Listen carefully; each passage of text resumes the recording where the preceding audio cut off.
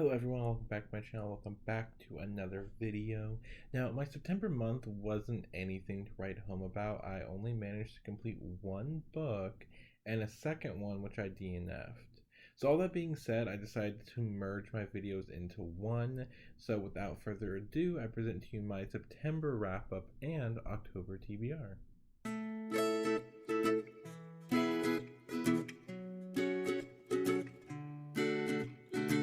Yeah, I may have gone a bit overboard on the new intro. I'm usually a summer kind of person, but I wanted to embrace that fall aesthetic.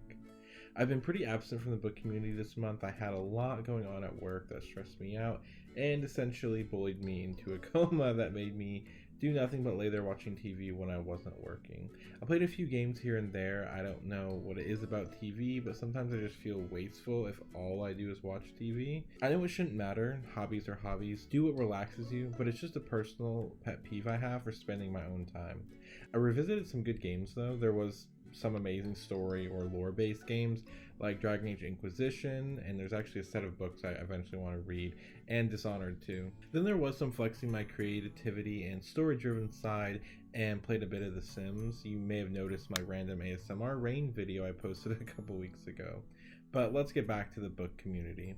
I started off this month with Axios, A Spartan Tale. I'm not sure if it helped put me back in my reading slump or my reading slump affected it, but it was my DNF for the month. I got about 40% in and I just couldn't push myself to continue, and sometimes you just need to cut your losses. About 123 pages in, and I just feel like nothing was going on.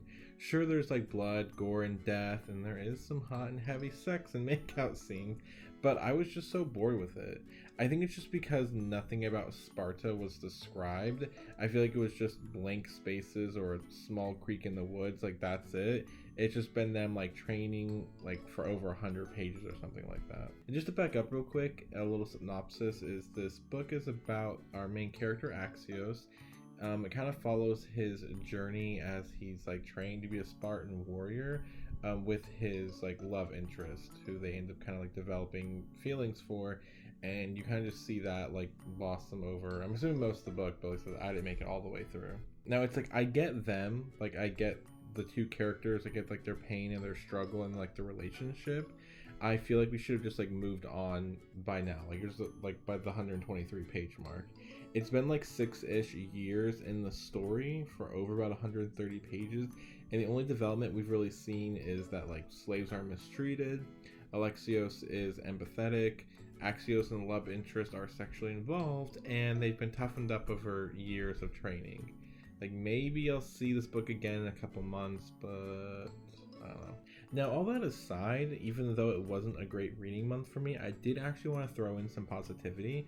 I never really brought up how I ended up meeting my Goodreads goal. I hit it last month and I chose to read 40 books overall. The reason I actually chose 40 books is because that is how many I hit overall last year.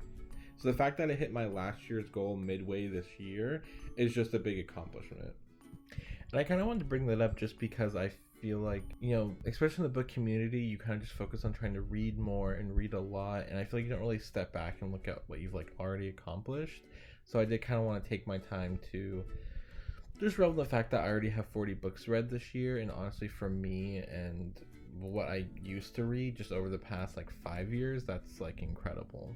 And I also want to bring this up because honestly I got nothing but good things going forward in this video. So I have great news because I get to talk about Kings of the Wild.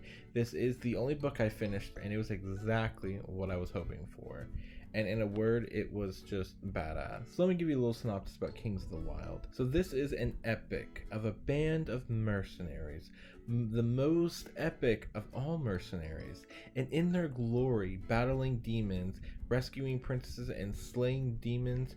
That is what we get to see. Oh, wait.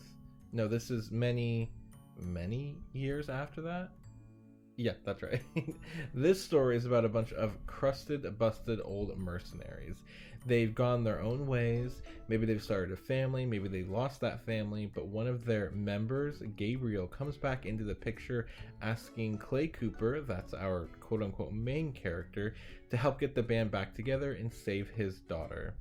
And so reluctantly Clay sets out with Gabriel to reform Saga, their mercenary band. And I do say like quote unquote main character because even though like Clay Cooper's main perspective is that's the one we read from, but most of the Saga members at least get a lot of backstory and their own time spent like on them in the book, even though it is primarily through Clay's perspective. So getting each of the members has its own host of issues. Their own years of baggage must be dealt with, and they even have to pick up like a fair few new ones. So one thing I really liked about this book, and it's not easy to pull off, and maybe some actually won't even like it, but personally I love when a story is told to you like you already know the world. There isn't like long slogs of exposition or anything like that, but through dialogue or events, slowly we learn more about this world and Saga in a very natural way. So there is some just blunt and badassness, and like the band does show their age. They also show their humor, and it just has everything. It just, on top of all that, there's some very emotional moments, some really intense backstories, and some broken histories. I didn't expect to love this as much as I did, but it's definitely a new favorite. And I really can't wait to explore this world and meet some new characters in the sequel, which I think is like 5 or something years after this one. So that is it for my August wrap up, and I'm just gonna go and move right on to my September TBR. I still plan on reading Night of the Dragon. I actually already started this, but I'm only like 2 to 3 chapters in, so I don't have anything much more to say about this. But I will go and summarize that this is the third and final book in the Shadow of the Fox trilogy. I already kind of talked about this last month, and there's not really much I can say about it since it is the third one, so it's hard to avoid spoilers, but basically, the story first begins with a fox spirit girl, Umeko, as she finds herself the sole survivor of her temple of monks after a demonic attack, and she is in the possession of one piece of a scroll that, when put together at the right time, every 1,000 years or so, that person can make any wish they want. So she must get this piece of the scroll to another temple to be protected. Along the way, she deceives her companions into helping her get there, while trying not to reveal that she is a fox spirit or that she has a piece of the scroll. One of the main companions of interest is Tatsumi. He is a member of the Shadow Clan who has been raised and trained to wield Kamagoroshi. My Japanese is really getting some work today, isn't it? Kamagoroshi is a powerful weapon possessed of an elder demon, and it is already threatening to consume Tatsumi, so he has to deal with that while working to get the scroll pieces for himself and for his daimyo, who is like the leader of his Shadow Clan. Funny how I said I wasn't going to get too much into it because I explained it last month, but I honestly think this explanation was longer and I think actually better than last time. So moving on, a book I didn't actually plan on reading last month, I did specifically want to read it this month, is The Diviners. I really wanted to get to this book in October because it's supposed to be really spooky and atmospheric like Night of the Dragon. It's also on my Newt's Readathon TBR, so we're gonna check that off. This book, from what I know, is in the 1920s setting where a demon, I see a trend, has been released on New York. Our main character comes to town who can speak to ghosts. I believe that's like her power, or she is some sort of like clairvoyant or psychic. I believe like her main power is like she touches objects and can see their past. So I don't know if I know that specifically that she can do. I don't know if it goes beyond that. Of course I'll find out. But she gets wrapped up in these series of murders, realizing her powers can actually help. So I'm really not much of a thriller or suspense reader, like at all. So I am interested to see how I feel about this one, and maybe I'll find a new genre that I can navigate. So those are the 2 books I know I'm going to try to finish by the end of October. There may be a new book that comes in and finds its way, to the front of my TBR, but I don't believe so. So just for the sake of encouragement and hope, I will also say if I can find the time, I am going to try again to read a Court of Owls story. These are also on my September TBR, and I say these because I have a comic and a novelization of the Court of Owls. This story may also be good for October because I believe that all of the Batman villains, they are supposed to be the creepiest.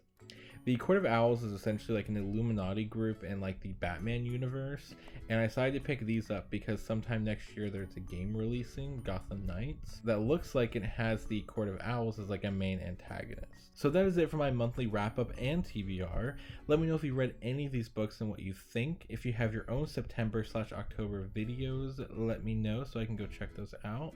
Thanks so much for watching. I will see you all next time. Bye now.